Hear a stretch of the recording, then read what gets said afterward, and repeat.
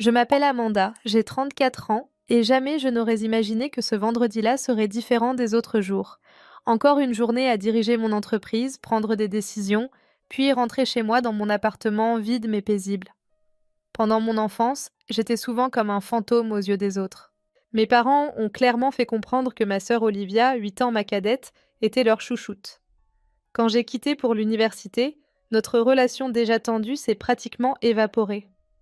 Tandis que je construisais ma vie et ma carrière de manière autonome, il se concentrait exclusivement sur Olivia. Cela fait des lustres que je ne suis pas retournée chez mes parents. La dernière occasion marquante que nous avons partagée remonte à plusieurs années lors de mon mariage. Ils sont apparus brièvement en compagnie d'Olivia, ont critiqué ma tenue peu sophistiquée, ont prononcé quelques toasts obligatoires, puis sont repartis. Lorsque j'ai divorcé il y a 2 ans, à l'âge de 32 ans, ils m'ont appelé uniquement pour exprimer leur déception à mon égard. Cela résume assez bien notre relation, lointaine et glaciale. Ce vendredi-là débuta comme tous les autres. Alors que je plongeais dans l'étude des rapports trimestriels, mon téléphone s'est mis à chanter. En général, je fais abstraction des appels personnels pendant mes heures de travail, mais voir le nom de ma sœur s'afficher m'a intriguée. Cela faisait des mois que nous n'avions pas échangé un mot. Bonjour Olivia, répondis-je, en veillant à garder une neutralité dans ma voix. Amanda, lança-t-elle, sa voix dégoulinant de la supériorité à laquelle j'avais fini par m'habituer. Ce vendredi, je célèbre ma promotion au travail en organisant une fête chez mes parents. Félicitations, lui dis-je sincèrement, même si nos différends persistaient, je ne lui souhaitais aucun mal. Oui, bon, elle a continué avec dédain, je t'invite. Si ça te dit, tu peux venir, à condition que tu supportes l'idée que ta petite sœur ait plus de succès que toi. J'ai failli renifler d'ironie, mais j'ai réussi à garder mon sérieux. Si seulement elle savait que je dirigeais une entreprise multimillionnaire comptant plus d'100 d'employés. Je répondis d'un calme olympien. Je viendrai certainement. Vraiment, elle avait l'air étonnée. Le rendez-vous est fixé à 7 heures, sois à l'heure, ne traîne pas. Après avoir raccroché, un fou rire m'a prise sans prévenir. La témérité de ma sœur ne cessait de m'étonner. Vers les 4 heures de l'après-midi, j'ai décidé de plier bagages pour la journée. James, s'il te plaît, pourrais-tu faire un saut dans mon antre ? Criai-je à mon assistant alors qu'il défilait devant la porte de mon bureau. Je m'en vais aux aurores aujourd'hui. Ma sœur organise une fête pour célébrer sa promotion. James afficha un sourire radieux. Tout se déroulait à merveille. Je pars aussi de bonne heure car mon fiancé organise une fête ce soir. Chez moi, j'ai pris tout mon temps pour me préparer. J'ai opté pour une robe noire simple mais élégante, sans fioritures, mais assurément onéreuse pour l'œil averti. Mon appartement était le reflet de ma réussite. Vaste, avec des fenêtres du sol au plafond donnant sur la ville, un mobilier minimaliste et des œuvres d'art originales. Jamais ma famille n'avait eu l'occasion d'apercevoir ces objets. Rouler jusqu'à la maison de banlieue de mes parents, c'était un peu comme faire un voyage dans le passé. La maison semblait plus petite que dans mon souvenir, mais sinon inchangée. Je me suis garée derrière une file de voitures et j'ai pris une grande inspiration avant de me diriger vers la porte. Ma mère l'a ouvert, son expression restant presque inchangée en me voyant. « Amanda, tu es venue ?» « J'ai promis de le faire, » répondis-je. Elle m'a dévisagé de la tête aux pieds. « Essaie d'être heureux pour ta sœur ce soir, d'accord ? Ne gâche pas tout en laissant la jalousie s'immiscer. Olivia fait la fête pour célébrer sa promotion, elle a un fiancé, et bon, tu connais ta situation. » Pour réprimer un fou rire, j'ai mordu ma langue. « Promis, je vais me tenir à carreau, maman. » Je m'engage à ne pas la jalouser outre mesure. À mon arrivée, mon père m'a accueilli d'un signe de tête à peine chaleureux avant de retourner à sa conversation avec des proches que je peinais à reconnaître.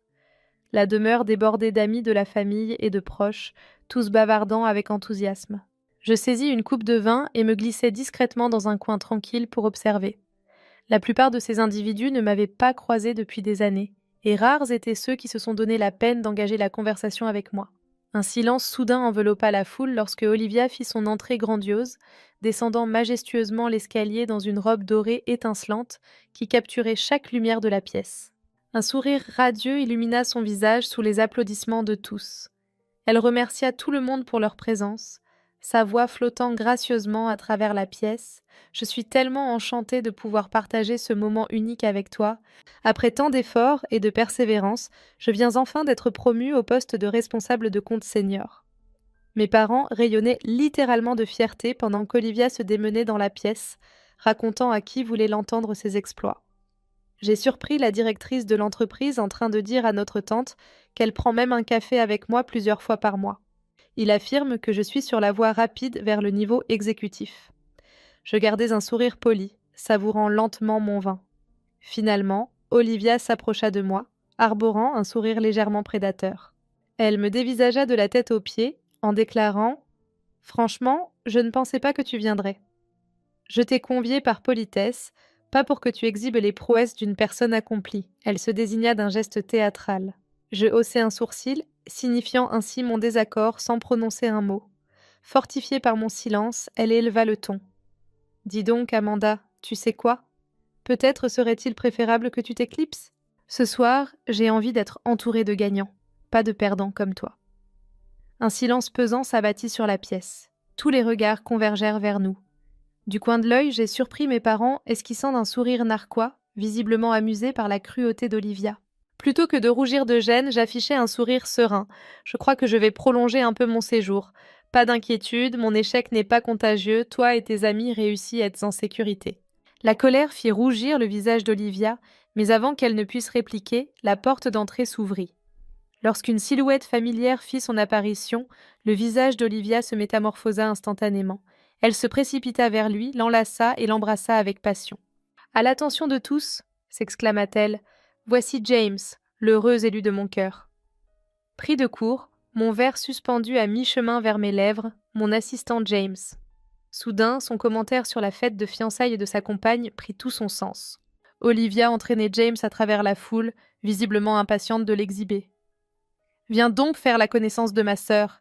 s'exclama-t-elle bruyamment, le tirant vers moi. À ma vue, James eut une réaction de surprise si intense que ses yeux s'ouvrirent en temps grand, comme s'il voulait tout absorber en une seule fois. « Bonjour, patron !» lâcha-t-il machinalement. « Salut, James !» répondis-je avec chaleur. Un silence pesant s'abattit sur l'assemblée, chacun tentant de digérer l'événement qui venait de se produire. « Patron !»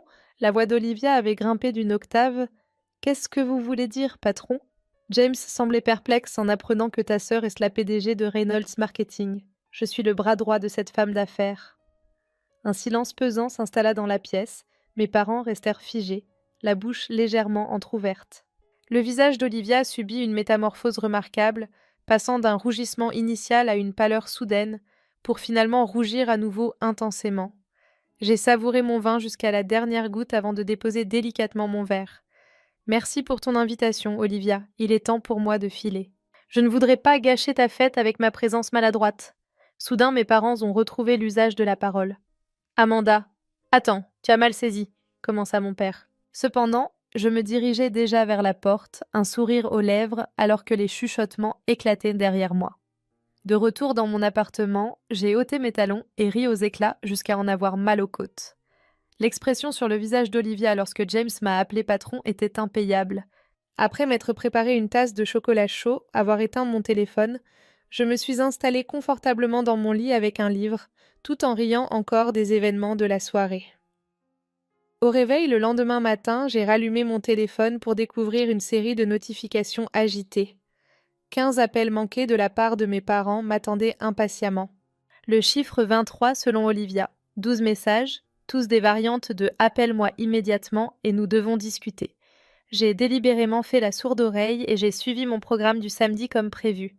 Cours de yoga, courses au supermarché et lecture des rapports sectoriels en retard. Je ne les évitais pas vraiment, mais je n'étais pas pressée d'entendre leur soudain revirement, maintenant qu'ils savaient que j'avais réussi. Vers midi le dimanche, mon téléphone s'est remis à sonner, c'était Olivia. J'ai failli l'ignorer, mais ma curiosité a finalement pris le dessus. « Bonjour, comment puis-je vous aider aujourd'hui ?» Je me suis manifestée. « Amanda ?» demanda Olivia d'une voix étrangement courtoise. « Pourrions-nous nous rencontrer ? J'aimerais échanger quelques mots avec toi. » Je haussai un sourcil, amusée par son ton assuré. « Et si on se retrouvait dans 1 heure au café près de chez moi ? » Parfait. Elle a donné son accord sans hésiter. Envoie-moi l'adresse par message. Le café était paisible en ce dimanche après-midi. Je suis arrivée en avance, j'ai commandé un latte et j'ai observé Olivia faire son entrée 15 minutes plus tard. Elle jetait des regards nerveux autour d'elle avant de me repérer. Adieu la robe pailletée et l'arrogance, bonjour le jean et une attitude presque timide. Elle m'a remercié de la rencontrer, glissant dans le siège en face de moi. Je souhaitais présenter mes excuses pour mes paroles lors de la soirée. C'était plutôt impoli, enfin, je n'étais pas au courant de ton travail. Les excuses semblaient récitées, ses yeux évitant soigneusement les miens. Je pouvais voir qu'elle n'était pas désolée pour ce qu'elle avait dit, elle était désolée d'avoir eu tort à mon sujet. Je questionnais sans détour. Quel est ton véritable désir? Olivia abandonna aussitôt sa comédie, point final. Maintenant que je sais que tu es plein aux as, j'aimerais que tu m'aides à financer mon mariage. Les coûts vont s'envoler et le salaire de James ne suivra pas. Elle s'interrompit en agitant sa main avec dédain. J'ai failli m'étouffer avec mon café, tu plaisantes. Là? Pourquoi diable ferais-je de l'humour? Tu es ma sœur, et avec ta richesse, la famille doit se serrer les coudes. La famille, répétai-je avec incrédulité. Pendant des années, vous et nos parents avez à peine reconnu mon existence. Maintenant que tu sais que je suis une réussite, soudainement tu veux mon aide? Désolée, Olivia, mais ce n'est pas moi qui vais financer ton mariage. Si son visage se fige, ne compte pas sur une invitation. Je n'ai pas pu m'empêcher de rire, d'une manière ou d'une autre, je survivrai à la déception. Elle se leva d'un bond, si vite que sa chaise grinça bruyamment sur le sol. Amanda, tu es égoïste, cela a toujours été ta marque de fabrique. Adieu, Olivia, murmurai-je avec calme tandis qu'elle s'éloignait furieuse. Au bout de 30 minutes, je n'ai pas été étonnée de recevoir un message de ma mère disant « Amanda, tu fais preuve d'égoïsme. Ta sœur mérite un mariage magnifique. Pourquoi es-tu si réticent à lui apporter ton aide? Nous sommes le clan qui veille sur toi. » Je rangeai mon téléphone sans même daigner répondre. En réalité, cela a simplement confirmé ce que je savais déjà. Ils n'avaient aucun intérêt à renouer avec moi, leur seule motivation était mon argent. En ce début de semaine, j'ai débarqué au bureau plus tôt que d'habitude, prêt à attaquer la semaine sur les chapeaux de roue. James se tenait déjà là, l'air aussi à l'aise qu'un chat dans une baignoire. Dès que je suis entrée, il a commencé « Amanda, je suis tellement désolée pour vendredi soir. La découverte de la parenté entre toi et Olivia m'a pris par surprise lorsque je t'ai vus ensemble. » J'ai balayé son excuse d'un geste, tu n'as rien à te reprocher, James. Commençons cette journée du bon pied, n'est-ce pas? La relation que tu entretiens avec ma sœur n'a aucun lien avec notre relation professionnelle. Nous sommes retombés dans notre routine habituelle, passant en revue le planning de la semaine et hiérarchisant les tâches à accomplir. J'étais reconnaissant pour le professionnalisme de James, car il se montrait comme un assistant excellent, malgré ses choix discutables en matière de fiancée. Quelques jours sans relief s'écoulèrent. Je pensais que ma sœur avait peut-être reçu le message, mais j'aurais dû me douter que ce n'était pas le cas. Jeudi après-midi, en plein milieu d'une visioconférence, la réceptionniste m'a fait signe. « Mademoiselle, Reynolds, il y a une certaine Olivia Carter qui s'impatiente de vous rencontrer. Elle prétend être ta sœur. » Je laissai échapper un soupir. « Dis-lui que je suis en pleine réunion. » J'ai obéi. Elle déclare qu'elle patientera. Après avoir raccroché, je suis sortie pour découvrir Olivia étendue nonchalamment dans le hall d'accueil, inspectant ses ongles avec une minutie digne d'une détective à la recherche d'indices. Elle a bondi de surprise en me voyant. Enfin, ta réceptionniste m'a barré la route en râlant. « Puisque j'étais en réunion, que fais-tu ici, Olivia ?» Elle haussa les épaules. « Je suis venue voir James. Il m'avait manqué. » Son sourire, aussi authentique qu'une contrefaçon, m'invita à poursuivre la conversation dans votre bureau. Contre toute logique, je l'ai conduite jusqu'à mon bureau. Dès que la porte se referma, son attitude se transforma du tout au tout. « 120 000, lâcha-t-elle sans préambule. « Pardon, vous m'avez interrompu? C'est tout ce qu'il me faut pour le mariage. Ce n'est même pas grand-chose pour quelqu'un de ton calibre. » Je la fixai, stupéfait par son audace. La réponse reste non, Olivia. « Pourquoi te compliques-tu autant la vie ?» s'éleva sa voix. « L'argent est là, à portée de main, mais tu choisis l'égoïsme et la cupidité. »« Je t'invite cordialement à prendre congé, » déclarai-je avec assurance. « Ce n'est qu'après avoir accepté de m'aider que tu pourras t'en aller, » hurla-t-elle, son visage s'empourprant. « Quel genre de sœur es-tu donc ?» La porte s'ouvrit, laissant apparaître James, son visage affichant une expression consternée. « Olivia, que diable fais-tu » Olivia se retourna brusquement vers James, son visage passant rapidement de la colère à une douceur inattendue. « James, je viens tout juste d'échanger avec ma sœur au sujet de notre mariage. Demande à Amanda de nous prêter main forte pour la cérémonie. » Je me suis tue, laissant James prendre en charge la situation. « Olivia, » murmura-t-il doucement, « nous en avons déjà discuté. Nous avons les moyens d'organiser un mariage modeste par nos propres moyens. Son visage se tordit de colère. Modeste, je ne veux pas de modestie.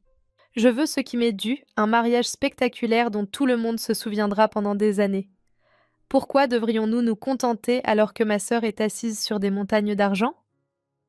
Ça suffit, déclara James d'un ton ferme en prenant son bras. Nous devrions partir. Elle retira brusquement son bras, pas avant qu'elle ne soit d'accord. Elle se retourna vers moi, exigeant « Amanda, tu me dois ça. Après toutes ces années à jouer les filles modèles pendant que tu t'envolais pour l'université. Ma chère fille parfaite, je n'ai pas pu m'empêcher de rire. Crois-tu vraiment que c'est ce qui s'est passé? Je me suis envolée vers l'université car nos parents avaient clairement indiqué que je n'étais pas leur chouchou. Peu importe ce qui arriverait, tu serais toujours leur précieux petit trésor. » Olivia hurla, affirmant que ce n'était pas vrai, et soutint que tu as toujours été envieux de sa personne. James adopta maintenant une approche plus déterminée, guidant pratiquement Olivia vers la porte. « On s'en va tout de suite. » Elle tenta de résister, mais la poigne déterminée de James eut raison d'elle. Alors qu'il la raccompagnait, sa voix résonnait dans le couloir, continuant de proférer exigences et menaces. Je me suis affalée dans ma chaise, pétrissant mes tempes douloureuses. Quelques instants plus tard, James revint, son visage ardent de gêne. Il exprima ses regrets avec une sincérité touchante. Je n'aurais jamais imaginé qu'elle se comporterait de cette manière. Je me suis empressée de le rassurer en lui disant que ce n'était pas de sa faute. « Il y a quelque chose qui m'échappe, poursuivit-il. D'habitude, elle n'est pas du tout comme ça. » Un sourcil haussé, je gardais le silence. De par mon vécu, Olivia avait toujours été ainsi, sans détour. James s'est engagé à lui parler, à lui faire comprendre que ce comportement est inacceptable.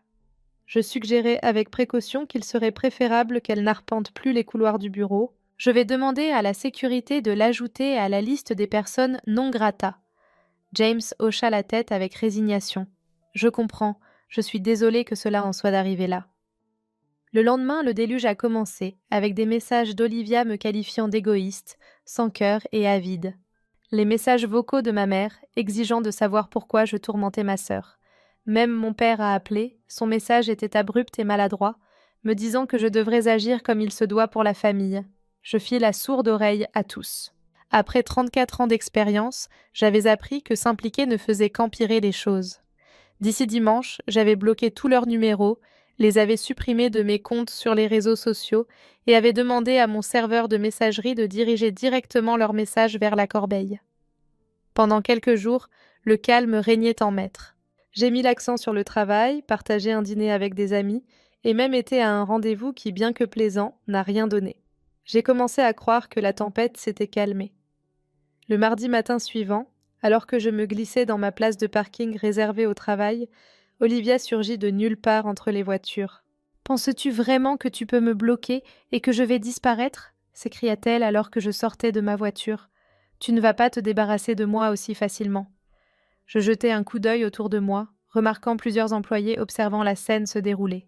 « Olivia, ce n'est pas l'endroit approprié, » lui fis-je remarquer. « Je crois bien que c'est l'endroit, » résonna sa voix à travers le parking souterrain. « Il est essentiel que chacun ait une idée précise de qui tu es réellement. Serait-il que mon fiancé ait conquis votre cœur? C'est pour cette raison que tu ne participeras pas à l'organisation du mariage. Tu cherches à saboter mon histoire d'amour. » La gravité de l'accusation m'a tellement stupéfiée que je n'ai pas pu réagir immédiatement. Dans le calme environnant, Olivia semblait puiser une assurance nouvelle. « J'ai remarqué la manière dont tu le regardes. Ta jalousie transpire car j'ai quelqu'un à mes côtés, tandis que tu te retrouves seule. Tu le désires en exclusivité. Mademoiselle Reynolds, est-ce que tout baigne pour toi ?» Deux gardiens de sécurité s'approchèrent prudemment, tels des ombres glissant silencieusement vers leur objectif. « Non, tout ne va pas bien du tout, » répondit Olivia avant même que je puisse parler. « Cette femme tente de s'approprier mon fiancé. Je demandai enfin aux gardes d'accompagner ma sœur hors de la propriété. Elle n'a pas le droit d'être présente ici. » Olivia hurla qu'elle ne pouvait pas faire cela alors que les gardes la conduisaient doucement mais fermement vers la sortie. « Tu ne peux pas simplement me jeter dehors. Je suis le maillon familial. » Je pénétrai dans l'édifice, captant les chuchotements et les regards insistants. Quand j'ai finalement atteint mon bureau, James m'y attendait déjà, le visage livide. Il venait d'apprendre la nouvelle, il a dit Amanda, je suis sans voix. Inutile de parler, répliquai-je en posant mon sac. Il est impératif que tu résolves cette situation délicate avec Olivia. Il est hors de question qu'elle débarque sur mon lieu de travail en créant des scènes. Je le sais, se dit-il en passant une main dans ses cheveux.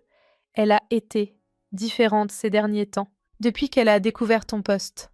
Elle semble littéralement hypnotisée par ton argent. Et me voilà accusée de nourrir des sentiments amoureux à ton égard. D'où est-ce que ça sort? James semblait réellement perplexe, je suis complètement larguée. Je n'ai jamais laissé entendre quoi que ce soit qui puisse laisser penser qu'il y a autre chose qu'une relation professionnelle entre nous. Je lui ai dit avec assurance: Eh bien, prends-en la responsabilité. Je préfère éviter d'en arriver à devoir obtenir une ordonnance restrictive contre ma propre sœur. Il acquiesça d'un air sombre avant de s'éloigner. Ce matin, j'ai tenté de me concentrer sur mon travail, mais mon esprit n'a cessé de revenir à l'accusation bizarre d'Olivia. Avait-elle simplement l'intention de me blesser, ou croyait-elle sincèrement que j'avais des vues sur James? L'idée était tellement absurde que j'aurais ri si la situation n'avait pas été si grave. Ce soir-là, j'ai décidé de renforcer les mesures de sécurité. J'ai pris les devants en bloquant les numéros de ma famille sur mon téléphone fixe, en renforçant la sécurité de mon immeuble et en modifiant même ma routine pendant quelques jours, au cas où Olivia aurait décidé de me tendre une embuscade une fois de plus. Une semaine s'écoula sans le moindre incident, puis deux. À la 3e semaine, je commençais enfin à me détendre, me disant peut-être que James avait finalement réussi à convaincre Olivia. Un mois après l'incident du parking, James frappa à la porte de mon bureau juste au moment où je m'apprêtais à terminer ma journée. « As-tu une petite minute à m'accorder » il demanda, son visage affichant une gravité apaisée, bien loin de l'agitation des semaines passées. « Je voulais t'annoncer que j'ai rompu avec Olivia. J'ai tenté en vain de dissimuler mon étonnement. Je suis navrée d'apprendre cela. » Pas de souci. Secouant la tête, j'aurais dû le faire plus tôt. Après cette scène qu'elle a orchestrée, les choses ont pris une tournure encore plus sombre. Elle m'a sommé de démissionner, car elle refusait que je continue à travailler avec toi. Elle n'arrêtait pas de me soupçonner d'entretenir une liaison avec toi. Malgré mon refus de céder, elle a commencé à inspecter mon téléphone, à débarquer à l'improviste à mon appartement. Il s'interrompit, son regard trahissant une fatigue profonde. J'ai acquiescé, les mots se bousculant dans mon esprit sans trouver le chemin de mes lèvres. James, ce bon samaritain, s'était retrouvé malgré lui pris dans les méandres d'une situation familiale dysfonctionnelle. Quoi qu'il en soit, poursuivit-il, je tenais simplement à ce que tu le saches. J'espère que cela signifie que les perturbations au bureau sont terminées. J'espère vraiment que oui, ai-je dit avec sincérité, et James. Prends tout le temps nécessaire, sans hâte. Tu as affronté bien des épreuves. Il m'offrit un sourire timide, mais je préfère m'occuper l'esprit. En ce moment, le travail s'avère être une distraction bienvenue. La vie reprit son cours tranquille après cela. Libérée de la menace constante de l'apparition d'Olivia ou de mon téléphone bourdonnant de messages en colère, je me suis retrouvée plus détendue que je ne l'avais été depuis des mois. Je me suis demandé un instant si mes parents allaient prendre contact, peut-être pour s'excuser ou au moins reconnaître la situation, mais ils sont restés silencieux. Cela a confirmé ce que je soupçonnais depuis toujours. Leur envie de renouer n'était motivée que par ce qu'ils pensaient pouvoir obtenir de moi.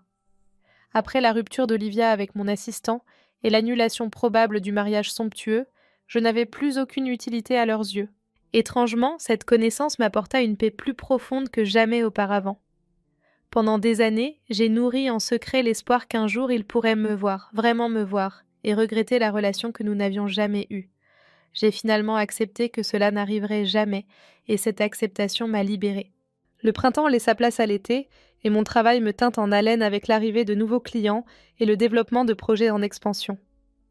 James restait un assistant exceptionnel, évitant soigneusement d'aborder des sujets personnels pendant les heures de travail. De temps en temps, nous déjeunions ensemble, et il semblait guérir de sa rupture, se concentrant sur sa carrière et renouant avec ses amis. Un mercredi de fin juillet, James est entré dans mon bureau avec sa pile habituelle de courriers et de messages, mais il débordait littéralement d'excitation. « Tout baigne ?» je demandai, amusé par son énergie à peine contenue. « En réalité, j'avais une question personnelle à te poser, » a-t-il déclaré. « Cela fait quelques mois que je fréquente quelqu'un. Elle s'appelle Claire, jongle avec les plans et les idées en tant qu'architecte, et devine quoi ? On va se passer la bague au doigt. James, c'est fantastique. m'exclamai-je, sincèrement ravie pour lui. Toutes mes félicitations. Il rayonnait de bonheur en disant merci, nous organisons une petite cérémonie le mois prochain. Rien que des proches et de la famille est très proche. Ce serait vraiment chouette si tu pouvais venir. Moi, l'invitation m'a prise par surprise. Bien sûr, tu as été bien plus qu'un simple patron pour moi, surtout à travers tout ce qui s'est passé avec. Il marqua une pause, enfin, tu vois. Ta présence serait d'une valeur inestimable, toi qui as toujours été un ami fidèle. Les paroles de James m'ont profondément touchée. Je serai honorée, merci. Il semblait soulagé, super, je t'enverrai les informations. Ce n'est pas grand-chose, juste une petite cérémonie de jardin chez les parents de Claire, suivie d'un dîner. Parfait, m'exclamai-je avec sincérité. Après le départ de James, je me suis assise, contemplant à quel point la vie pouvait être étrange. Il y a 1 an, j'étais pleinement satisfait de ma vie solitaire, tenant ma famille à distance et me concentrant uniquement sur ma carrière. Je me suis retrouvée invitée au mariage de mon assistant, celui qui aurait presque pu devenir mon beau-frère. Le jour tant attendu du mariage de James se leva, radieux et chaleureux. La cérémonie se déroula exactement comme il l'avait décrite. Sobre, chaleureuse, dans un jardin magnifiquement aménagé derrière une charmante maison d'artisan. Claire irradiait de bonheur alors qu'elle et James échangeaient leurs vœux sous une arche de fleurs estivales, rayonnant de beauté et de joie. Pendant la réception, j'ai pris place aux côtés d'un petit groupe de collègues de James, savourant une ambiance détendue et des mets excellents.